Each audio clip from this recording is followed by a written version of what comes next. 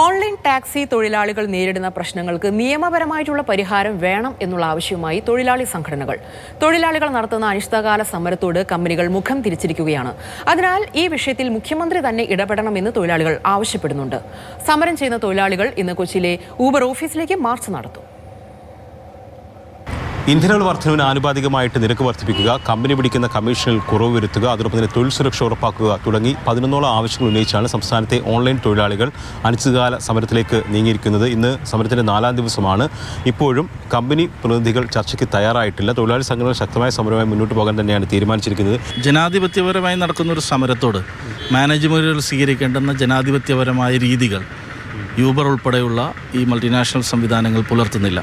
ഭീമമായ ഇന്ധന വില വർധനവാണ് സൃഷ്ടിക്കപ്പെട്ടിട്ടുള്ളത്. ഈ സാഹചര്യത്തിൽ ജീവിതം മുന്നോട്ട് കൊണ്ടുപോകാൻ കഴിയാത്ത സാഹചര്യത്തിലാണ് തൊഴിലാളികൾ തങ്ങളുടെ വേതനം പുനർനിർണ്ണയിക്കണമെന്ന് ആവശ്യപ്പെടുന്നത്.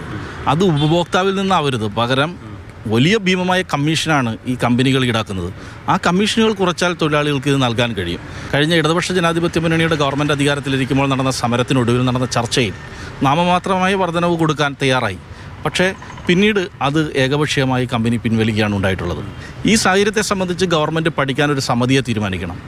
ഇതിൻ്റെ ആത്യന്തികമായ പരിഹാരം കണ്ടെത്തണമെങ്കിൽ ഇത്തരം മാനേജ്മെൻറ്റുകളെ നിയന്ത്രിക്കാൻ ആവശ്യമായ നിയമനിർമ്മാണങ്ങൾ അനിവാര്യമാണ്. അത്തരത്തിലുള്ള നിയമങ്ങൾ നിലവിലില്ലെന്നുള്ളതാണോ? ഇല്ല, കേരളത്തിലില്ല, ഇന്ത്യയിലുമില്ല.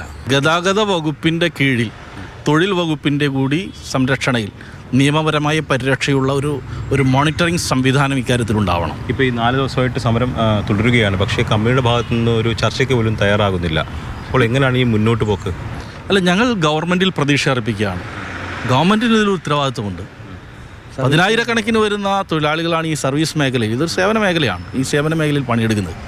അവർ അവരുടെ നിത്യജീവിതത്തിന് ബുദ്ധിമുട്ടിയപ്പോൾ ഒരു ആവശ്യവുമായി സമരത്തിൽ വരികയാണ്. ഗവൺമെൻറ്റിന് ഫീസ് അടച്ചുകൊണ്ടാണ് അവർ ആ സേവനം അവരുടെ ആപ്ലിക്കേഷൻ്റെ സേവനം ഉറപ്പുവരുന്നത്. അതുകൊണ്ട് ഗവൺമെൻറ് അവരെ വരുത്താൻ ഉത്തരവാദിത്വമുണ്ട്. മുഖ്യമന്ത്രി തന്നെ ഇടപെടണമെന്നാണ് ഞങ്ങളുടെ ആവശ്യം. ശരത് അമ്പാട്ടവനൊപ്പം എസ് അരുൺ ശങ്കർ, മാതൃഭൂമി ന്യൂസ്, കൊച്ചി.